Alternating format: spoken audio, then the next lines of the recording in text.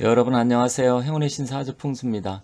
자, 여러분들께서 사주를 보시면 각자 사주를 보면 이 오행이라는 게 있는데 오행이 어떤 기운은 굉장히 좀 오행이 많고 또 어떤 사주는 한쪽으로 이렇게 뭐 치우치다든지 아니면 골고루 좀 오행이 퍼져 있다든지 사주가 여러 가지로 굉장히 다양하게 있습니다. 그런데 이번 시간에는 이 사주의 토라는 것은 이제 천간에는 무기라는 게 있고요. 지지는 진술충미가 있는데 공부하신 분은 다 알겠지만 이 토가 사실 사주를 볼 때 가장 좀 헷갈리고 또 토의 영향력이 저는 다른 오행 중에서 좀 토가 그래도 가장 크다 이렇게 생각합니다. 그리고 토를 사실은 잘 해석을 해야 이 사주 풀이할 때 정확한 풀이를 할 수 있는데 오늘은 좀 사주에 토가 많은 분들 그랬을 때 어떠한 특징이 있고 또 그럴 때는 어떻게 어떤 운이 와야 좋은지 간단하게 살펴보도록 하겠습니다. 일단 자기가 사주 공부를 하신 분은 제가 말씀드린 거 충분히 이해하시리라 보고요. 또한 사주에 대해서 잘 모르시는 분, 자기가 사주에 토가 많다 이렇게 들으셨던 분들은 아, 이러한 특징이 있구나 그렇게 이해하고 좀 넘어가시면 도움이 될 것 같으니까 한번 오늘은 이제 사주에서 토가 많은 분들 잘 관심 있게 봐주면 좋겠습니다. 물론 뭐 자기 사주에 토가 적다고 하더라도 토가 어떠한 작용을 하는지 이렇게 공부하는 차원에서 들어주시면 많은 도움이 되리라 생각하니까 한번 끝까지 잘 시청해 주시면 좋겠습니다. 그렇다고 하면 사주에 토가 많았을 때 어떠한 특징들이 있는지 한번 살펴보도록 하겠습니다. 자, 그 전에 여러분들께서 혹시 태어난 달이 3월달, 6월달, 그리고 9월, 12월이면 대체적으로 보면 물론 양력에 따라서 좀 날짜 차이는 있을 수 있지만 음력으로 기준을 했을 때 그런 달에 태어났다고 하면 대체적으로 토의 기운을 갖고 태어났다 이렇게 보시면 됩니다. 그런데 이 태어난 달은 사실은 토라고는 하지만 봄에 태어났으면 목의 기운이 강하고요. 여름에 태어났으면 화의 기운이 강하고 겨울에 태어났으면 수의 기운이 강합니다. 그래서 태어난 달을 좀 잘 살펴야 되는데 대체적으로 이렇게 토가 많은 사람들은 특징이 좀 몇 가지가 있는데 첫 번째로 토가 많으면 자기 주관과 고집이 강한 사람들이 많습니다. 그렇다고 하면 여기서 도대체 많다는 게 어느 정도입니까? 이렇게 궁금해 하실 수 있는데, 적어도 이제 네다섯 개 이렇게 말씀드리는 거예요. 두세 개까지는 그래도 어느 정도, 물론 세 개도 좀 많은 영향을 끼치긴 합니다. 그게 이제 5월하고 1에 태어났으면 영향이 좀 세지만, 전체적으로 이제 4개, 5개, 많게는 6개 이상 됐을 때를 좀 많다고 표현하는 거고, 세 개까지는 조금 그래도 영향력이 좀 적다 이렇게 봅니다. 물론 세 개도 기운이 세면 충분히 그럴 수는 있어요. 그렇지만 제가 말씀드리는 것은 적어도 네다섯 개 이상 그때를 말씀드리는 겁니다. 그래서 이런 분들은 주관과 고집이 좀 세고 또한 두 번째는 알부자가 많고 부동산과 연관성이 많습니다. 왜 그러냐면 이게 이제 사주에서 보면 제고귀인이라고 뭐 그런 얘기하고 그러는데 사실 그때 그 제고는 주로 지지를 나타내고 주로 이제 땅 속에 어떤 묻어 이제 숨겨져 있는 재물 이런 거를 나타내기 때문에 대체적으로 토가 지지에 잘 발달되고 깔려 있는 사람들이 알부자가 많습니다. 그리고 저도 이제 상담을 많이 하다 보면 이 토를 많이 갖고 있는 사람들이 좀 부동산에 관심이 많아요. 특히 이제 부동산은 뭐 공인중개사 하시는 분들도 많고요. 실제적으로 부동산과 연관성 있는 사람들을 많이 봤습니다.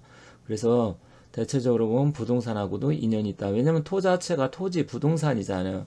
그러다 보니까 그런 지금 관심이라든지 아니면 실제로 자기가 부동산에 현업에 뛰는 사람들 많다 이렇게 보시면 되겠습니다. 그리고 세 번째는 재주가 많고 지적 욕구가 강합니다.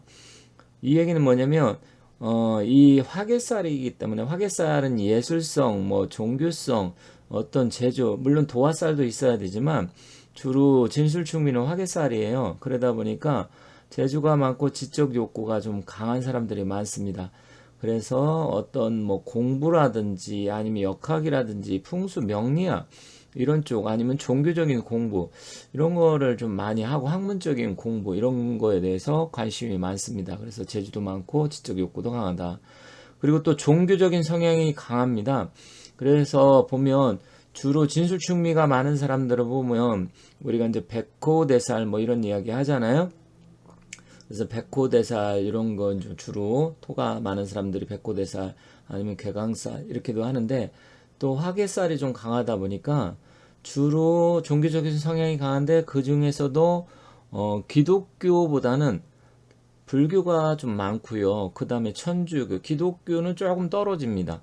그래서 진술충미가 많은 사람은 대체적으로 종교적인 성향 중에서도 특히 불교적인 성향이 좀 강합니다. 그리고 또 외로운 사람이 많습니다. 왜냐면 종교적인 성향도 강하고 뭐 또 기도도 많이 하고 공부도 많이 하다 보니까 이분들이 지적인 수준은 높은데 의외로 이제 대인관계 이런 쪽에서 조금 부족한 경향이 많습니다. 그러다 보니까 사람이 잘 안 따르는 경향이 있어요. 고집도 있고 그러다 보니까. 그래서 그런 부분이 좀 많다. 그리고 성격적으로는 좀 집요한 면이 있어요. 집요하고 좀 괴팍한 사람들도 많습니다. 그래서 성격이 좀 약간 좀 모나고 둥글둥글하게 이렇게 해야 되는데 어쨌든 그런 부분에서 남하고 어울리는 부분에서 조금 부족합니다. 그런 부분도 있고 사실 또 건강적으로도 생각한다 하면 건강도 위장, 소화기 계통 이런 쪽이 좀 안 좋고요. 또 여자 사주에 이렇게 진술충미가 많으면 부인병 계통, 특히 자궁질환이라든지 아니면 신장 콩팥 그리고 또 실제로 부인병 계통이니까 뭐 유방질환 이런 것도 좀 많아요. 그래서 그런 것도 좀 조심해야 되고요. 그러면 이런 사람들은 어떻게 해야 되냐? 대운이나 세운이라는 게 있잖아요. 그랬을 때 또 토가 와서 부딪힌다. 예를 들어서 진인데 내가 태어난 날이 술이 와서 진술충미가 된다든지 내가 민데 축이 와서 부딪힌다든지 아니면 술인데 또 미가 와서 형살이 된다든지 이때 변화가 굉장히 많습니다. 그래서 대운이나 세운에서 또 토가 올 때 정말 여러 가지 안 좋은 변화, 좋은 쪽도 있겠지만 거의 6, 70%가 안 좋고 좋은 쪽은 한 30%뭐 2, 30% 정도는 좋게 작용하지만 대체적으로 큰 변화와 안 좋은 그런 변화가 많습니다. 자, 그렇다면 예를 들어서 한 두 가지 사주를 한번 좀 살펴보도록 할게요.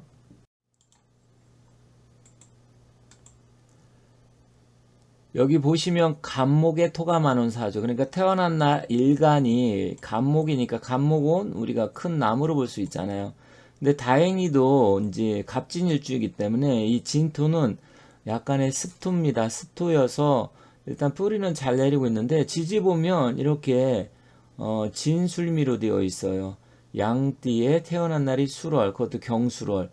그리고 진. 그런데 태어난 또 시간은 기사. 이렇게 보면 간목 입장에선 토는 굉장히 많은데 달랑 자기는 한 그루 있다 이렇게 볼 수 있잖아요. 그런데 이게 문제는 또 뭐야? 월간에 이 경금이 갑경충살로 다가오기 때문에 이때 간목은 사실 견디기가 좀 쉽지 않습니다. 물론 이 술은 이때 토로만 볼 것이냐. 제가 앞서 말씀드렸듯이 이게 토긴 하지만 또 금의 기운으로 같이 봐야 된다 그랬잖아요. 가을이기 때문에. 그러면 이미 간목은 인생이 굉장히 피곤해집니다. 돈 문제도 심각하게 발생을 하고 물론 돈복은 있어요. 들어오면 그런데 나가게 되고 사기도 당하게 되고 또 뭐 배우자 남자라 그러면 이제 배우자 운이 좋지 않고 또 위장 건강 소화기 계통도 안 좋고 굉장히 이런 사주면 인생이 곤궁해지고 굉장히 힘들고 피곤해져요. 그런데 여기서 조금 안 좋을 때가 또 언제냐?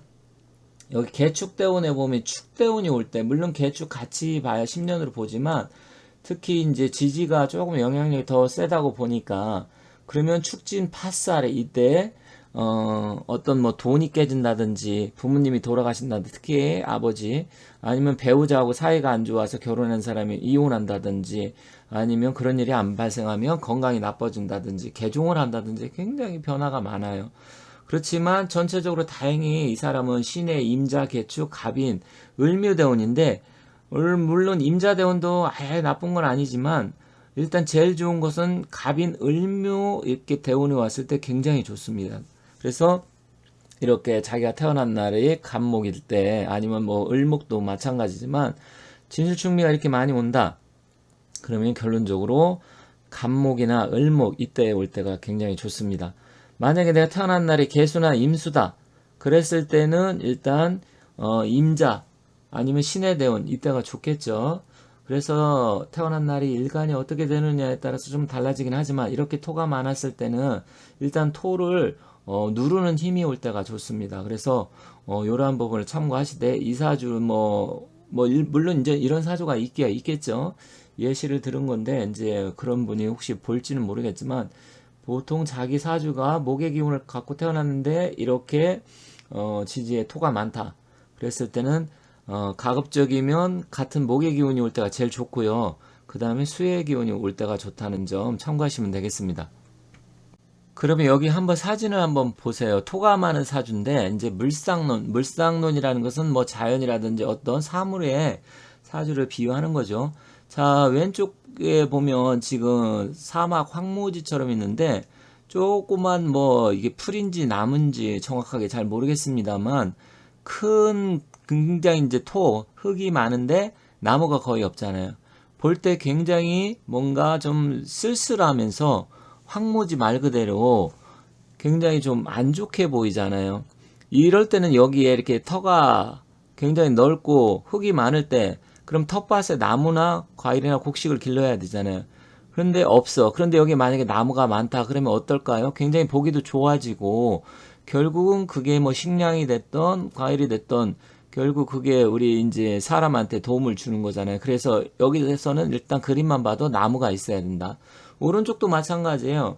역시 나무 몇 그루, 간목 이렇게 해서 이제 왼쪽은 풀 같은 거 뭐 잡초 같이 보이지만 오른쪽은 그래도 나무가 있는데 역시 황량하잖아요. 그러면 이렇게 터가 넓어서 흙이 많을 때 어떻습니까? 결국은 나무를 심어야 된다. 그래서 이 물상 그림만 봐도 토가 많을 때는 일단 나무가 우선이다. 그리고 아래를 볼게요. 아래는 이제 저수지 같은 데 보면 여기는 또 물이 적고 흙이 굉장히 많습니다. 그럼 이때는 뭐가 필요할까요? 이때는 또 물이 필요하죠. 왜냐하면 저수지에 뚝이 딱 쌓여서 굉장히 높은데 물이 없다. 그럼 이때는 반드시 물이 있어야 됩니다. 오른쪽도 마찬가지예요. 호수 같은데 가뭄이 들어서 다 바닥이 말라버렸어요. 그러면 이 말라버려서 흙이 드러났잖아요. 그럼 이때는 뭐가 필요합니까? 이때는 나무가 필요한 게 아니라 물이 필요하겠죠. 그래서 사주를 볼 때 일단 우리가 물상적인 자연 환경에 비유를 하게 되면 이해가 굉장히 빠릅니다. 그래서 이 그림만 봐도 흙이 이렇게 많다. 그러면 나무가 적을 때는 나무가 와야 되고 저수지라든지 호수에서 물이 부족할 때는 흙이 많을 때는 이때는 물이 와줘야 된다. 그런데 반대로 물이 많으면 이때는 또 흙이 와야 되겠죠. 뭐 이제 그런 거 하나하나가 여러분께서 공부를 하실 때 그냥 뭐 토는 토고 목은 뭐고 이런 식으로 그냥 뭐 우리가 일반적으로 이제 외울 때 무조건 이렇게 외우는 것보다는 이 자연 환경이라든지 어떤 상황에 대해서 물상적으로 이해를 하게 되면 사주가 훨씬 더 재밌고 이해가 빠릅니다. 그래서 그런 부분 잘 살펴보시면서 보시면 좋겠습니다. 한 가지 더 보도록 하겠습니다. 자, 여기는 토가 많아서 군비쟁제 사주가 된 거예요. 무술일주에 기미월 또 축이니까 소띠, 축술미, 형살도 있고 아까 같은 경우는 목인데 토가 많아가지고 좀 외롭고 쓸쓸해 보였는데 역시 똑같습니다. 개념은. 이거는 나무는 아니지만 토인데 텃밭이 너무나 많은데 시간에 보면 갑자시로 해서 나무가 한 그루 있어요. 이것도 똑같이 이해하시면 돼요. 그리고 또 자수가 적잖아요. 그럼 이때는 뭐가 와야 돼요? 똑같아요. 아까 내가 일간이 갑이냐 토냐 이런 차이만 있지 큰 틀에서 이해를 하면 똑같습니다. 그래서 이때도 역시 나무가 있어야 되고 또 수가 좀 적잖아요. 그러면 역시 수기가 와야 됩니다. 그래서 재물이 풍족해지고 쉽게 말하면 뭐냐면 이거는 사람은 5명이 있는데 빵 조각은 하나요. 그럼 사람이 5명이면 빵 조각도 5개가 있어야 되잖아요. 피자가 큰 판이 와야 되잖아요. 그런 식으로 이해하시면 됩니다. 그리고 텃밭은 굉장히 넓은데 달랑 나무 한 그루가 있어요. 그러면 어떻게 됩니까? 나무를 많이 심어야 되겠죠. 그런 식으로 됩니다. 그런데 여기 보면 대운에서 또 무자대운, 기축대운, 그럼 자대운에 왔을 때 조금 괜찮지만 이렇게 기축대운이 오면 축술미, 삼형살이 가뜩이나 있는데 또 여기서 보면 겁재가 와서 이때는 돈이 녹아나지 않고 남자 같은 경우는 부인하고 이혼을 한다든지 건강이 나빠진다든지 특히 비뇨기, 방광, 신장, 콩팥 이런 쪽이 나빠진다든지 위장 소화기 계통도 나빠진다든지 건강도 안 좋아지고요. 굉장히 파란만장해집니다. 부도가 난다든지. 그런데 임진대원에 임대원은 좀 괜찮지만 진대원이면 진술 충미해서 이때는 모든 게 다 지진이 나는 형국이어서 어쨌든 이런 사주는 사주팔자가 곤궁하고 좋지는 않다. 그랬을 때는 이때는 이제 목하고 수의 기운이 올 때가 제일 좋습니다. 그래서 여러분들께서 혹시 사주가 이렇게 한쪽으로 치우쳐져 있다 그러면 좋지는 않아요. 그럼 어떤 분들은 특별격 사주가 있지 않느냐 이렇게 말씀하시겠지만 특별격 사주는 좋을 땐 좋고 안 좋을 땐 또 굉장히 안 좋아지기 때문에 굴곡이 너무 심합니다. 그래서 그걸 꼭 좋다고 볼 수는 없어요. 어쨌든 이런 사주를 갖고 있다. 특히 토가 많아서 이렇게 된다 했을 때는 반드시 목과 수의 기운이 필요하다는 점 여러분께서 간단하게만 이해하셔도 어렵지 않게 이해하실 수 있으리라 생각합니다. 제가 전에 사주에 비견겁제가 많은 사주는 어떤 특징이 있는지 올려놓은 것도 있으니까 그것도 한번 공부하시는 분들 참고 삼아서 찾아보시고 잘 보시면 좋겠습니다. 시청해 주셔서 감사합니다. 저는 다른 영상을 갖고 다시 찾아뵙도록 하겠습니다. 감사합니다.